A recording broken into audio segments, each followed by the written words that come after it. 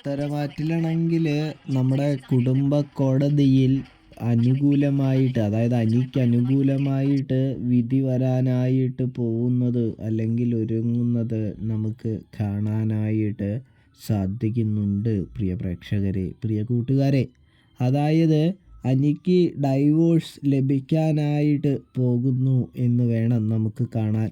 കോടതിക്ക് എല്ലാ കാര്യവും കൃത്യമായി അനിയുടെ വക്കീൽ ബോധ്യപ്പെടുത്തി കൊടുക്കുമ്പോൾ കോടതി കൃത്യതയോടെ തന്നെ ആ കാര്യങ്ങളെല്ലാം മനസ്സിലാക്കുമ്പോൾ ഒടുവിൽ നമ്മുടെ കോടതി പറയുന്നുണ്ട്, 6 മാസം നിങ്ങൾക്ക് കാലയളവും കാര്യങ്ങളൊക്കെ തരാം, അതിനുള്ളിൽ നിങ്ങൾ സംസാരിച്ച് പൊരുത്തപ്പെടുമെന്നൊക്കെ നോക്ക്. എന്നിട്ടും സമ്മതിച്ചില്ല, പറ്റില്ലെങ്കിൽ ഡൈവോഴ്സായി ബന്ധം പിരിയല്ലാതെ വേറെ വഴിയില്ല എന്ന് പറയുന്നത് നമുക്ക് കാണാനായിട്ട് സാധിക്കുന്നുണ്ട്. പ്രേക്ഷകരെ, പ്രിയ കൂട്ടുകാരെ.